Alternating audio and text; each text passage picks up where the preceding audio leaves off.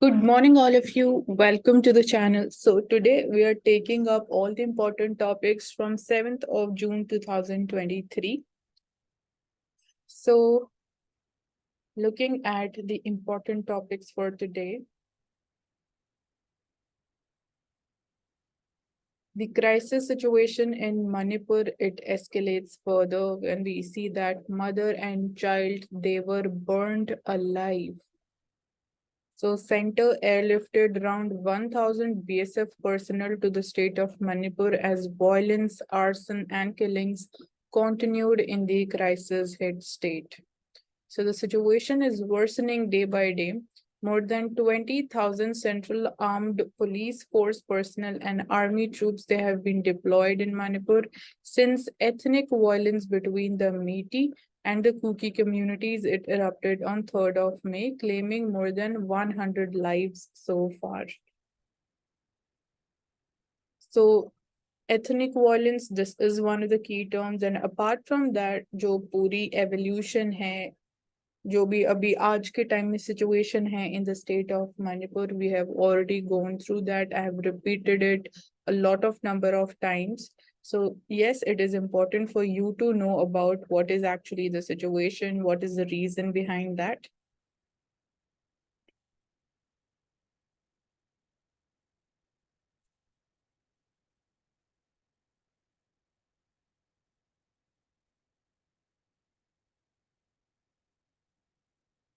So High Court seeks answers from center and the state on failure to pay MG Narega wages in Bengal. So in March 2022, the center it informed West Bengal that no further funds would be released till it complied with the central directives regarding inquiry reports and separate chaff from grain. High Court tells the center. So basically, now High Court it is asking for the reason key why wages they have not been paid under the MGNREGA scheme in the state of West Bengal. So funding is one of the issue, and in this year's union budget also we saw that there was a massive cut or massive reduction in funding. As far as MGNREGA scheme is concerned, definitely it is one of the very most important schemes which provides 100 days of guaranteed employment to the unskilled labor force, and you can find out about the proper evolution of this scheme, when was it started, and what are the problems that we are facing in today's times as far as MG Narega is concerned.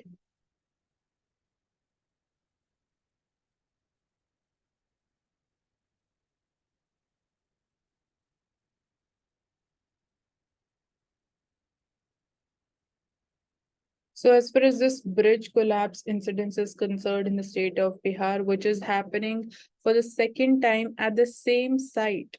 So the government, it has sent show cause notice to the construction firm. And definitely such types of incidences, they are completely unacceptable at any cost.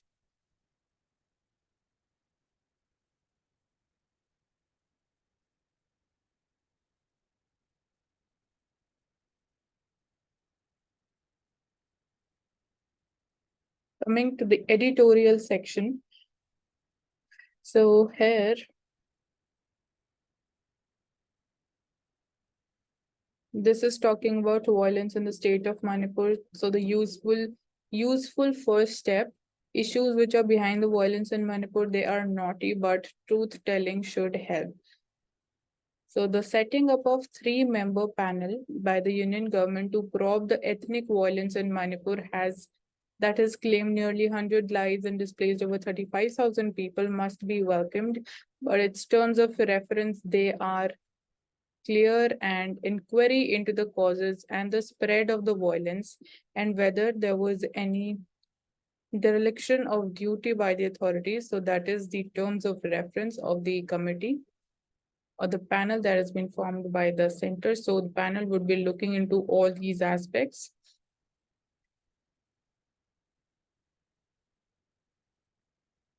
So there is growing distrust among two ethnic communities, Meiteis, which forms the majority in the state and which are part of the non-tribal community, and Kukis are the tribal community.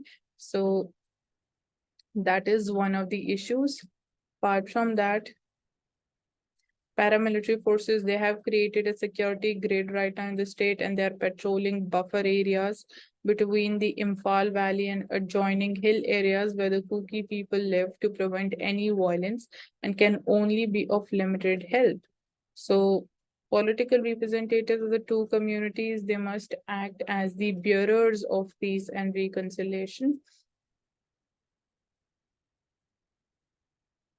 So again, things are repeated over here that it all started when the High Court, it ordered that the Metis community, which forms the majority in the state, they need to be given the scheduled tribe status. So this basically upset the tribal community, the Kuki community, and that's when that was the short-term reason why the violence started in the state.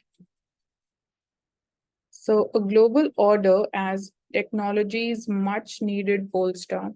So ever since the dot-com bubble burst in 2000, the rapid scale and the pace of development of technology have radically and disruptively transformed our societies and the daily lives. So you can note down these keywords: radically and disruptive transformation because of technological changes.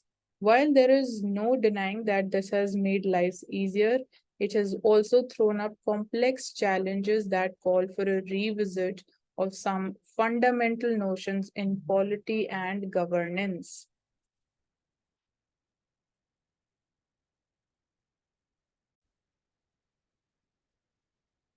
So, talking about challenges to notion of nation state. So that is here we are talking basically how technological changes, how the evolution of technology, it is becoming a challenge, and how different forms of challenge they have been emerging because of rapid technological evolution and changes which are happening. So firstly, we're talking about that how is it a challenge to the notion of nation state. So firstly, as defined by the political theorist also, a nation state, it is a territorially bounded sovereign polity. So you need to be clear with what actually do we mean by the nation state. And however, this fundamental notion of a nation state, of a geographical unit in which citizens they live, is undergoing a massive change because of technology. So while the geographical boundaries, they are still essential to be safeguarded against the physical aggression and invasion, there are now several externalities occurring across the borders of the nation states in the form of cyber attacks, which have a ripple effect on the physical boundaries also, and they challenge the socio-economic and political existence. Then we have the advent of Web3, which is massive peer-to-peer networks and blockchains. It has allowed actors, both state and non-state actors, to influence the areas such as trade, commerce, health, education, even while remaining outside of the financial and the judicial scope. So this is, you can imagine how massive it is a challenge to deal with such types of threats. And definitely this is very, very important topic from GS3, which is related to the role of external state and non-state actors in creating challenges to internal security. All right. And then obviously, there's one topic which is mentioned in the syllabus, which calls for basics of cybersecurity. So internal security challenges. So it all becomes important from that perspective. Second challenge is geography-based rules. They are no longer easily enforceable simply because of the declining significance of the conventional geographical borders in the era of high technology. So now any form of virtual activity which is happening, it is not confined to the realms or the borders of a country. So a virtual activity in case of like a cyber attack, it can happen outside the physical boundaries of a country. But again, it is a threat to that particular country. So it's very difficult to deal with such types of attackers. So that is the new form of challenge. And then data travel on the chain of the World Web. World Wide Web and then spread across the world at speed hitherto unimaginable. As we say that data is the new oil. So data travel, the pace at which it travels, the pace at which it is shared, that is unimaginable in today's time. So more importantly, when we see such activities, they fall foul of the laws of a particular geographically determined nation state. It is extremely difficult in the absence of a globally accepted norm to enforce the law in that particular geography and book the recalcitrant actors under the laws of the nation state. So, because as we started with that, we are talking about the virtual activities. So, activities which are happening outside the geographical area of a particular nation state. Since we are not having globally accepted common norms to deal with such kind of threats and issues, so it becomes really difficult to tackle with like such challenges individually by every country. So it is difficult to collect the incontrovertible evidence without cooperation from other geographies. So definitely it requires cooperation between different countries. And when the national sovereignty of countries is challenged by activities beyond their physical boundaries, their existing constitutionally set up institutions compromising the executive, legislature, and judiciary will prove inadequate in tackling them. Third challenge is the emergence of newer technologies that has exposed the incapacity and the inability of the government of the nation state to administer and regulate these technologies. So even this thing has also become much more open and transparent. So no longer is the nation state the only conduit through which multinational corporations or NGOs and supranational organizations, both legitimate and illegitimate, the state and the non-state actors need to operate. So these entities, they have transcended the physical boundaries to collaborate with the rest of the world independent of the traditional administrative and regulatory institutions. So here the traditional setup is not going to help us in dealing with such transboundary challenges which are emerging because of rapid changes in technology.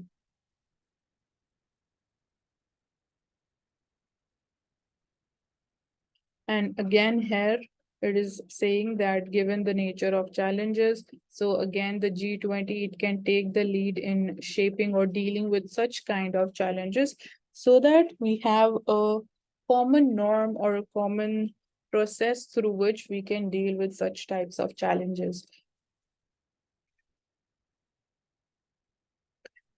So data, it has become the most important raw material of our times, and only a handful of companies now hold unparalleled economic power and influence over it. So these are meta platforms. Their huge size allows them to constantly increase the amount of information they are analyzing and refine the algorithms they use to influence, even if not control us and our activities.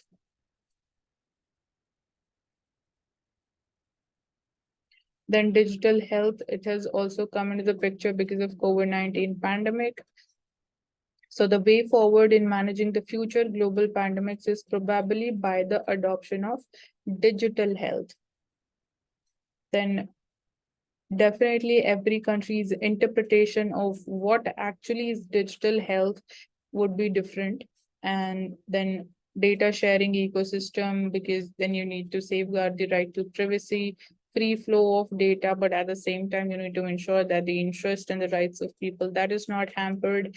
And we need to have a global regulatory system, which would be trusted by all the countries or nation states, particularly the developing countries. So we need to work in these areas.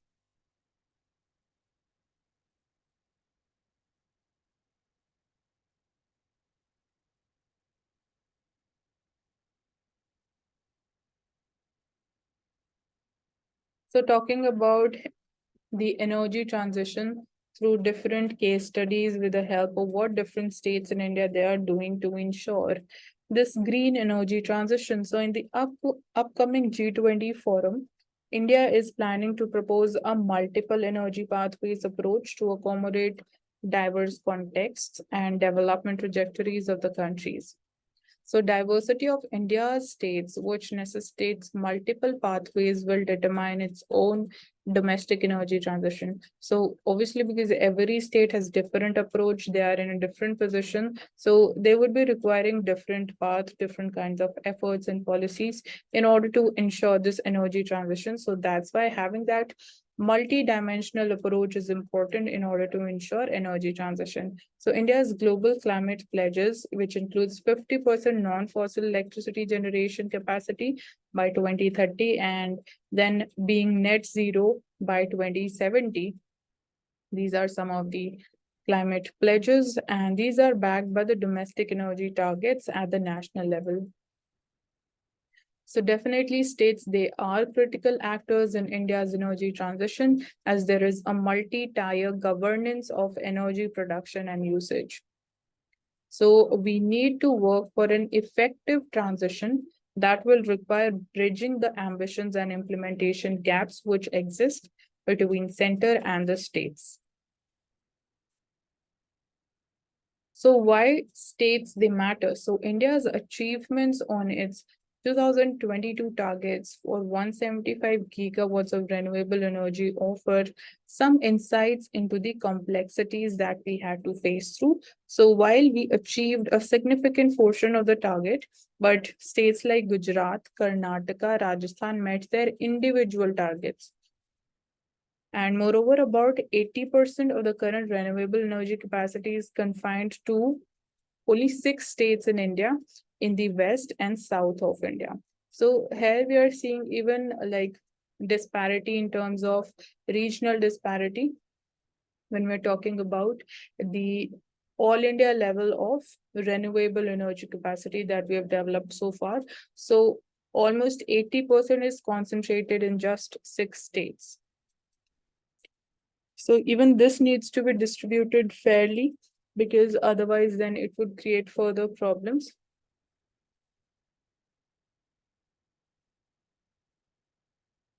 Apart from that, here like different examples they are also mentioned. So like in a federal setting, states they matter for 4 functions which is critical for energy transition. So firstly is that states they are obviously they would be implementing and they would be a critical component when it comes to execution of different steps and policies in order to ensure energy transition. So that is going to be one of their important roles. Secondly, the legacy issues in the electricity sector, like high losses, there is unreliable supply of electricity, then service quality that is affected. So if it is left addressed, it could be exacerbated by the transition. So it needs to be if it is left unaddressed. So then it would create further problem in transition.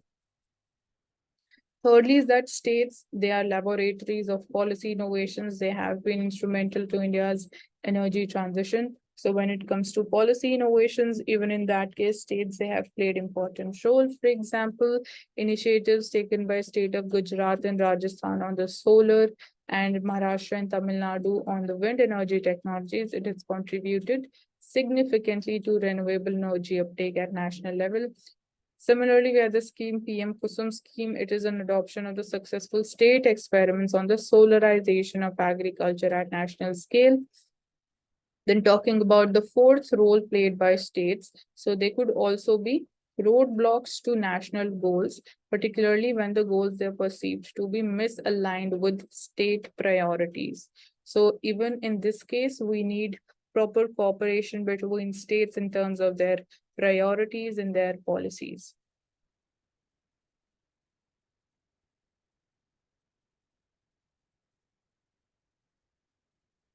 So we need to ensure that steps they go in the right direction in order to fulfill these national targets as far as energy transition is concerned.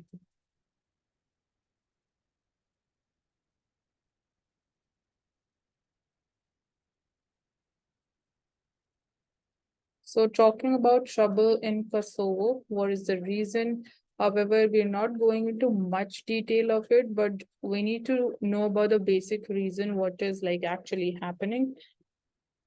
So firstly, from the perspective of world map, you need to locate where is actually Kosovo located.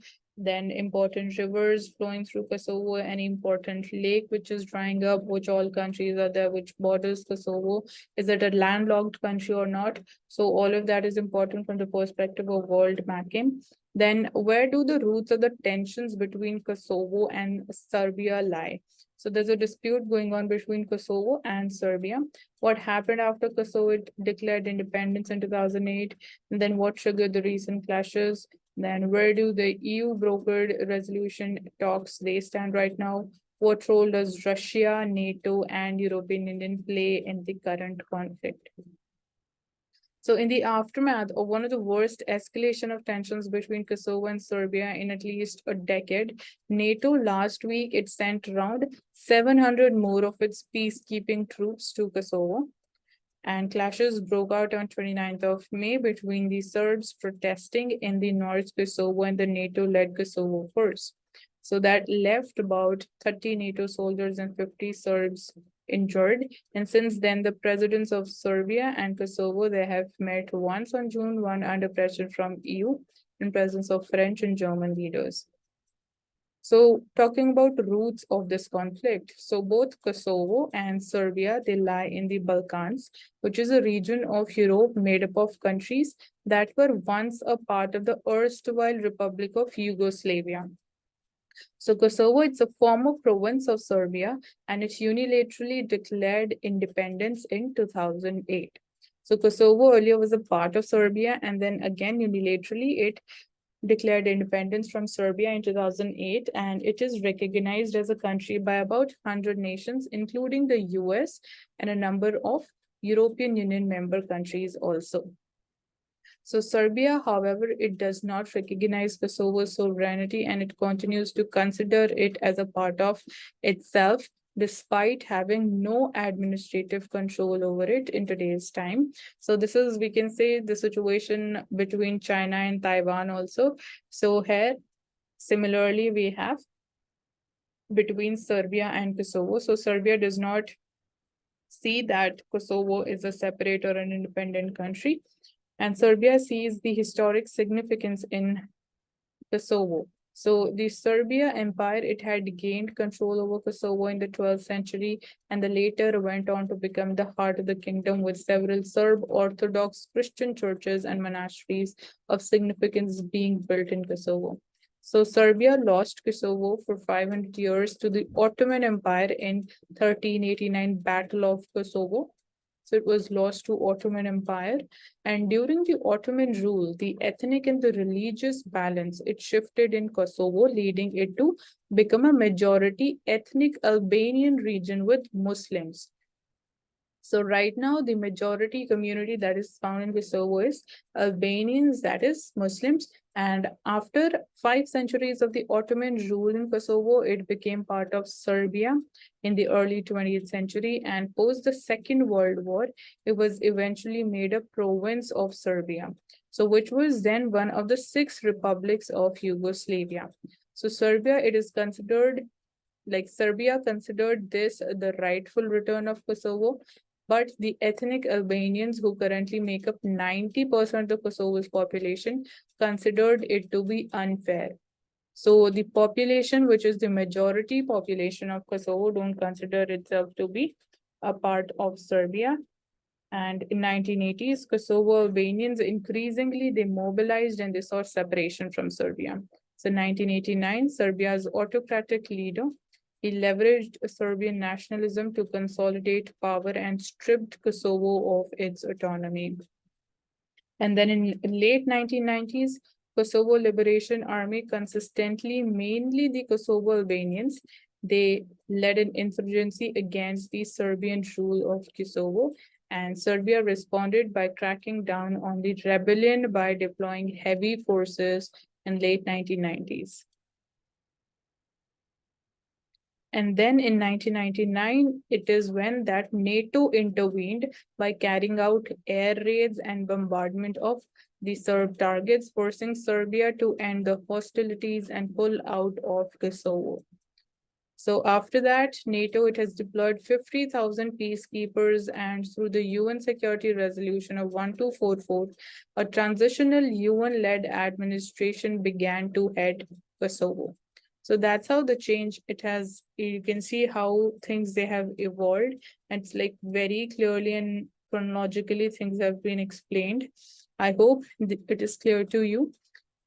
Then, actually, what happened after 2008? So, in 2008, Kosovo declared its independence from Serbia.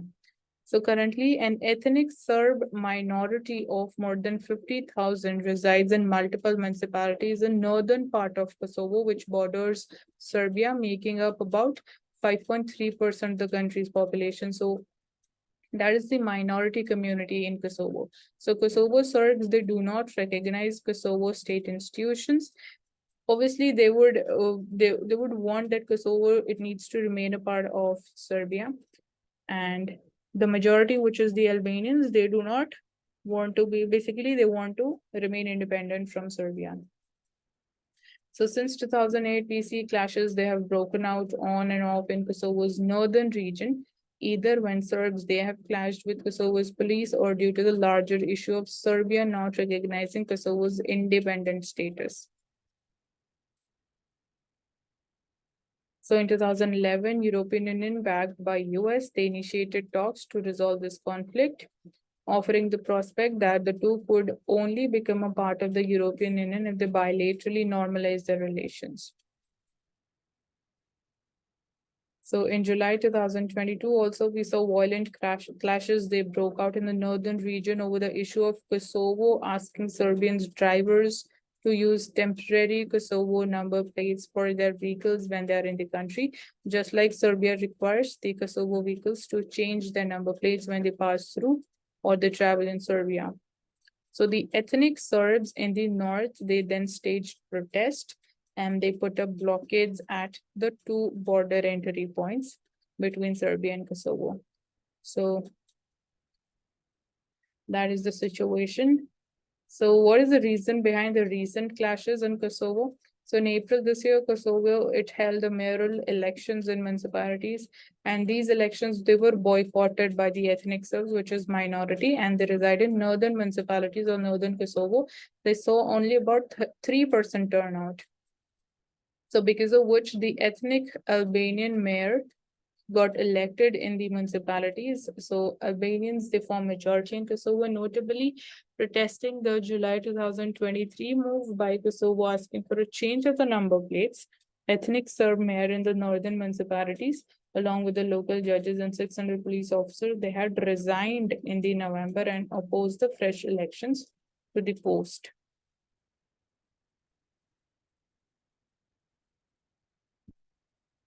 Talking about Serbia's ties with Russia, so Kosovo's current leader in the West, they are also concerned about Serbia's strong historic and military ties with Moscow and its political closeness with President Vladimir Putin, who has maintained support for the Serbian claim.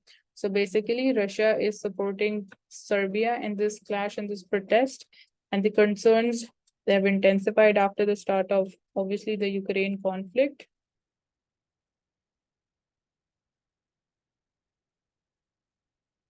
So even this war, it can escalate further and include Serbia and Kosovo in this war. So that is a concern, and definitely if Russia is supporting the Serbia, so obviously the Western world would be concerned with this thing.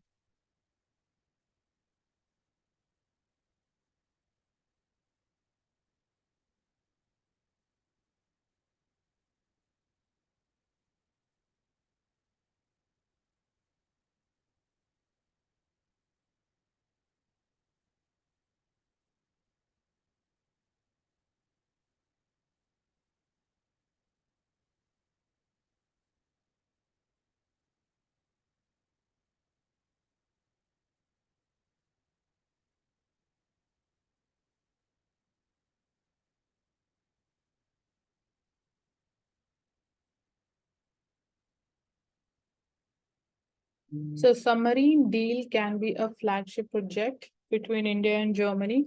So India and Germany, they have discussed the progress of a deal for the procurement of 6 advanced conventional submarines by the Indian Navy under the Project 75I. And apart from that, Six submarines. So we're talking about a deal with TKMS about six submarines. But of course, the procedure is not finished yet. But I think the German industry, it is at a good place in the race.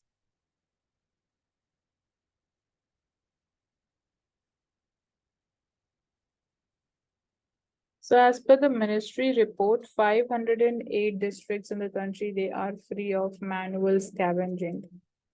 So manual scavenging, it leads to violation of which all fundamental rights, like from the perspective of polity, then economy, violation of human rights.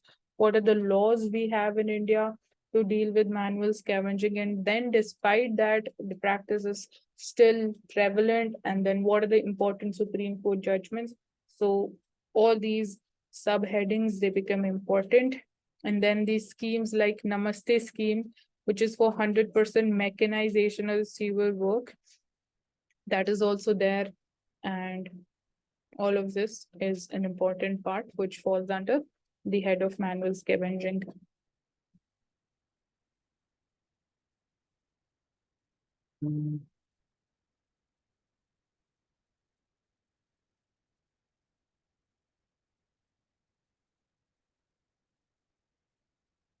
So from the world page, we have already talked about the situation, the clashes between Serbia and Kosovo. So their location, the map, that becomes important. You need to spot them. Apart from that,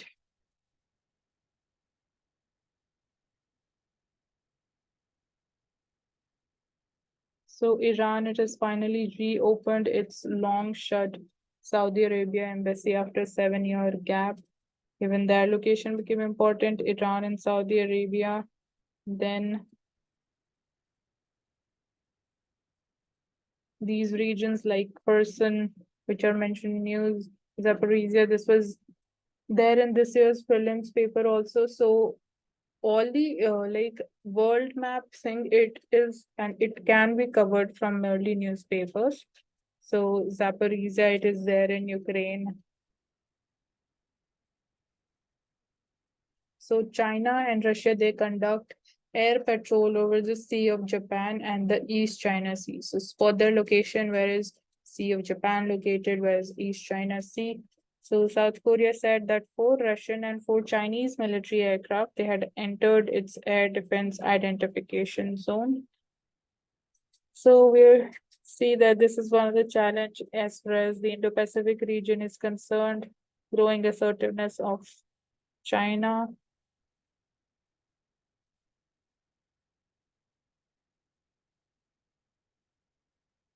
So unfazed by sanctions, Iran, it unveils new hypersonic missile that can cover 1,400 kilometers.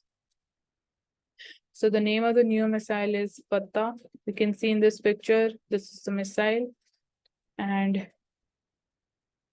the missile is capable of traveling at 15 times the speed of sound. That's why it is hypersonic.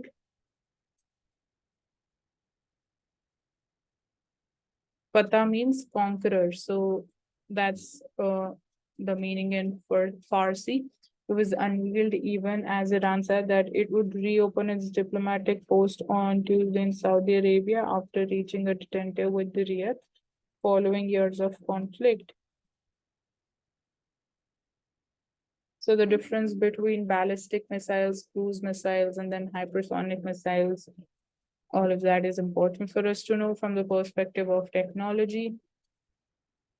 So talking about retail inflation, here it's an important topic from GS3 economy. So when we talk about inflation, what are the different reasons behind inflation in India? What are different policies or the steps which can be taken in order to control inflation? Then what is difference between inflation, disinflation, and deflation?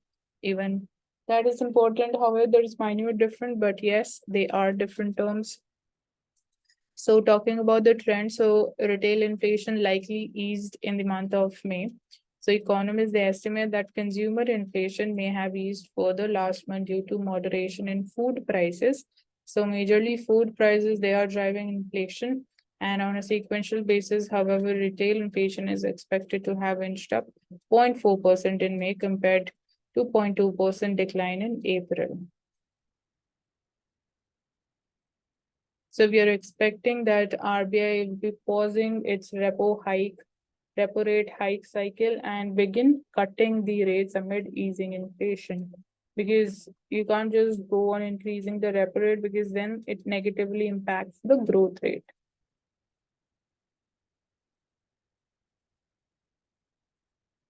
So internet economy is going to hit $1 trillion by 2030. So India's internet economy, business to consumers, e-commerce firms, online service providers. We have edtech companies which are growing.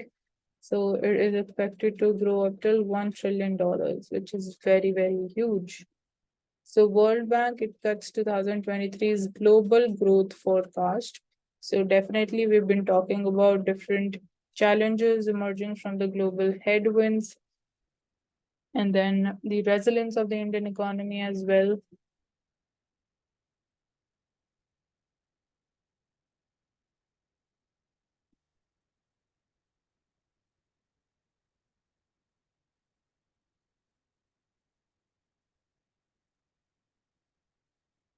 Coming to Financial Express. So Tesla, it agrees to set up vendor base in India. So the government has said that Tesla can first start with the domestic assembly of cars and later follow it up by setting up a vendor base. So company is expected to submit a roadmap on the time frame needed to set up an indigenous supply chain in 3 to 6 months. So currently, more than half of the Tesla's global production, it happens in China, in Shanghai, where it is developed a large vendor base. And Elon Musk, he recently visited China to discuss Tesla's existing investments in the country. So Musk may bargain hard as China tries to retain the US firm's investments. So there's competition between India and China.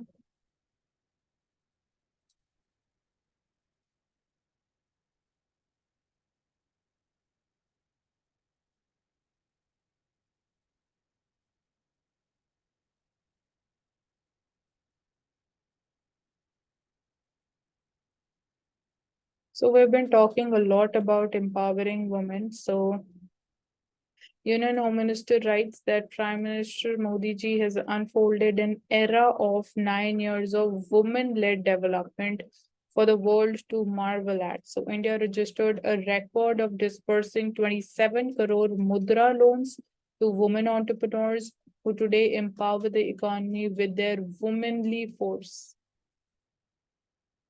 So you need to keep an eye on this area. What other initiatives have been taken as far as empowerment of women is concerned?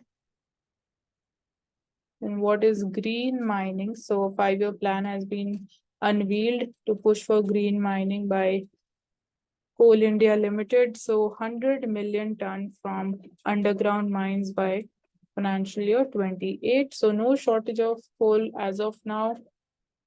So scaling up the production from India's underground coal mines will help in reducing the coal imports, so thereby helping save the foreign exchange. And to achieve this vision, coal firms, they need to deploy the latest mining technologies. So by 2030, we're expecting that the share would be taken up till 10% as far as the underground mined coal is concerned. Right now, the share is at 4%. So you need to be aware that India also imports the coal. So that is one thing.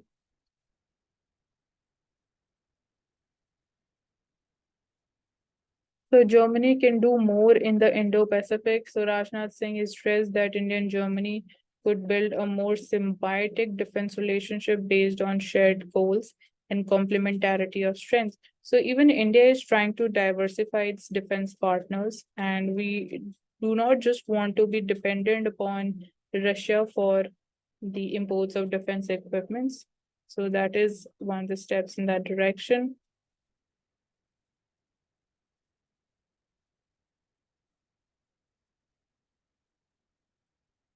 So given the challenge of cereal inflation, more wheat to be sold in the open market. So here we are having a graph which is talking about retail wheat inflation. So from November 2022, you can see it was just increasing up till Feb 2023, and then we saw that it started to decline. And that's when even we saw that retail inflation on a whole, it has also started to decline. So definitely food inflation is one of the important components which is driving up inflation, and that can only be dealt with taking the supply side measures or steps. So here, increasing the repo rate is not going to help in increasing the supply of wheat or rice in the market. So there's a mismatch here in this thing. Apart from that,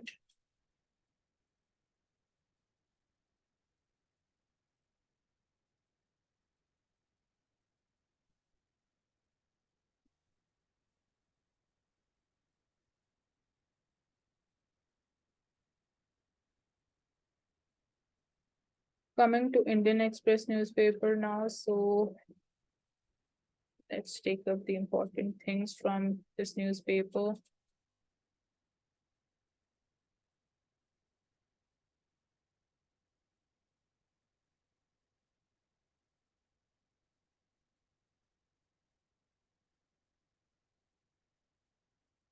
So soon after the invasion of Ukraine, Moscow began offering discounts.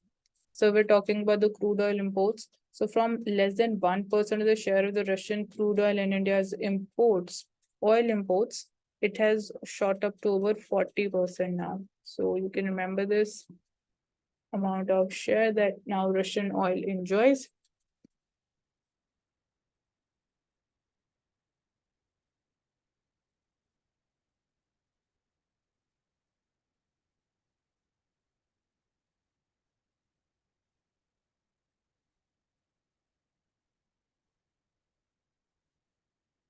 So our president is on a visit to Suriname. So she's been conferred the highest civilian honor of the country, which is called the Grand Order of the Chain of the Yellow Star.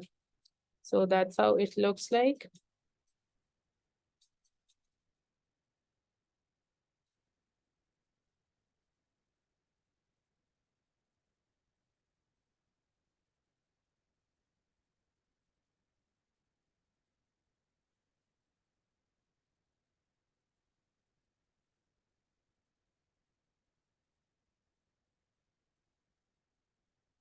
So US initiatives in Indo-Pacific, they are paying dividends as Asian nations develop political will to confront China. So even if we talk about Quad, we talk about AUKUS, that is one area, and then Shangri-La Dialogue, which concluded its 20th edition in Singapore over this weekend to capture the shifting strategic trends in Asia or Indo-Pacific. So the more consequential initiatives have been in Indo-Pacific. In the 2.5 years, Washington, it has elevated the Quad to summit level, unveiled AUKUS high-tech alliance with UK, Australia, and launched trilateral coordination with Seoul, Tokyo, and unveiled a local Quad, which is along with Australia, Japan, and Philippines to counter the Chinese military pressures against Manila. And US has been encouraging Japan to raise its military capabilities, also modernizing the military alliance with South Korea, revitalizing the frayed military partnership with Manila, and enhancing security cooperation even with Indonesia. So these are some of the steps that have been taken by US as far as the Indo-Pacific region and countering China is concerned.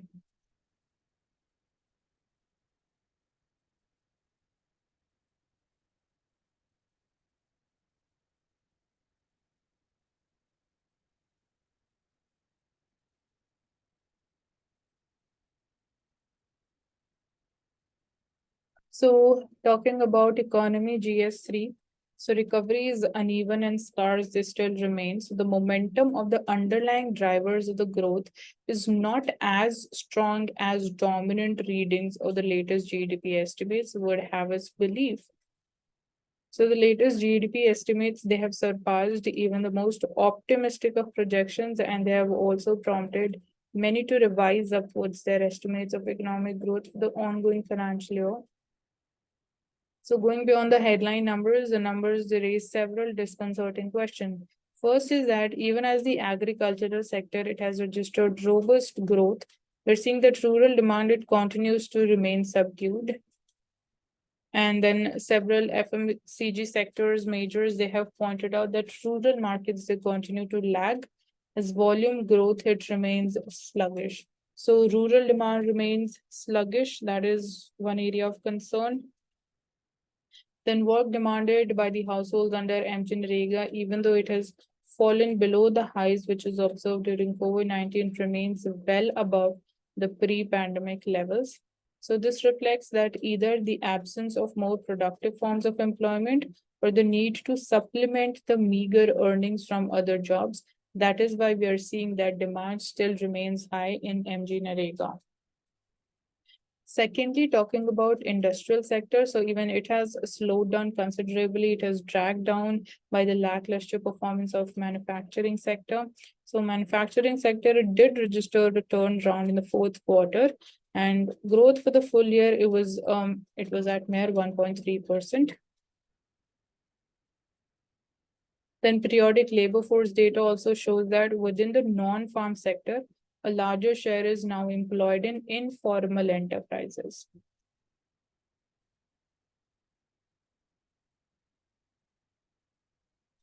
Thirdly, the investment activity, even that registered a healthy growth rate in second half of the year, even as in talk about the base effect, it faded away.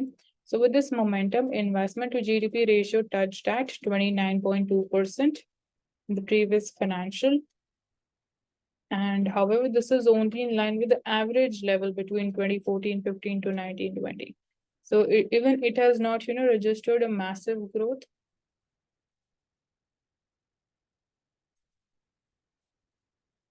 Then fourthly, the toxic combination of low mobility and high inequality, it has meant that even as spending on the high-end goods and services that has witnessed robust growth, but overall household expenditure, it has remained depressed. It has dragged down by the subdued spending of the household at the lower and the middle parts of the income distribution. So this is pointing towards growing income inequality. So lastly, the Indian economy had grown at its pre-pandemic trend growth during these years. Then in real terms, it would have been higher than the current levels. So this is talking about if there wouldn't have been a pandemic, so we would have been at a higher level than what we are at today. So this represents the economic loss that we have suffered because of COVID-19.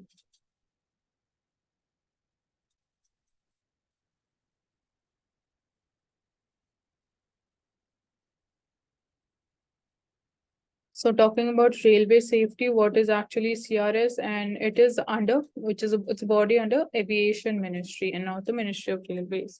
So investigation into the train accident which happened in Odisha, it is going on and it is being taken up by the CBI. So it is conducting a separate probe into this matter. So when we talk about CRS, so it is the Commission of Railway Safety. And we have rail safety commissioners, which are a part of this commission.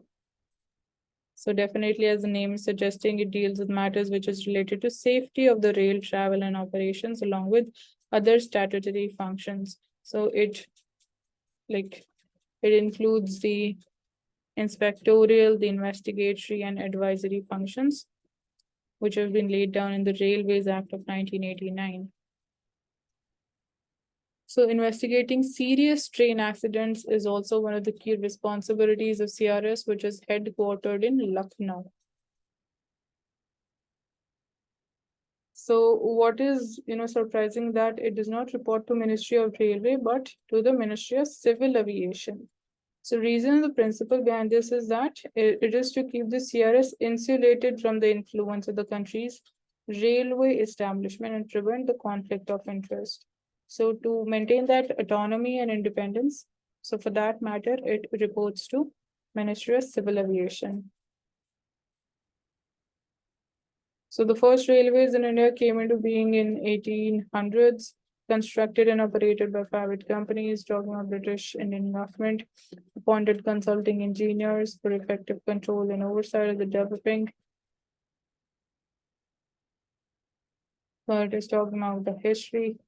So as per the Indian Railway Board Act of 1905, a notification by the then Department of Commerce and Industry, Railway Board is entrusted with the powers and functions of the government under various sections of the Railway Act, and was also authorized to make rules for the railway operations in India. So the Government of India Act 1935 said that functions for securing the safety of the railway operations, both for the passengers and personnel operating the railway, should be performed by an authority independent of the Federal Railway Authority.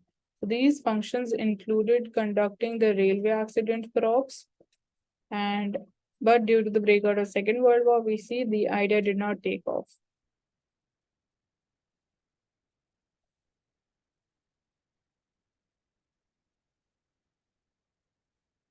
So when we understand this map, so this is a region which is held by Russia, talking about the country of Ukraine. So here is the Dnipro River, which flows through. Even this area is held by Ukraine. Then Kherson, it's located over here.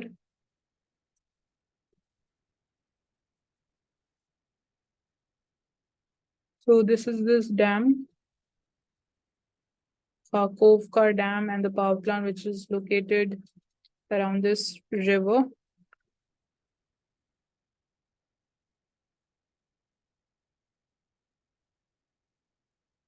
So you need to know about what is virtual reality, augmented reality, are they different? We have already had a question related to this in prelims. And that's all the important thing as far as this technology is concerned. So again, this picture of the dam, which is under dispute right now. So the river dam between Ukraine and Russia, it breached and space the war zone have been flooded. So several people have been displaced because of this and appear on this Dnipro's river tributary. Ukraine's Kherson has been submerged. So this dam, it is now stands destructed. You can see the few parts of it, they are missing.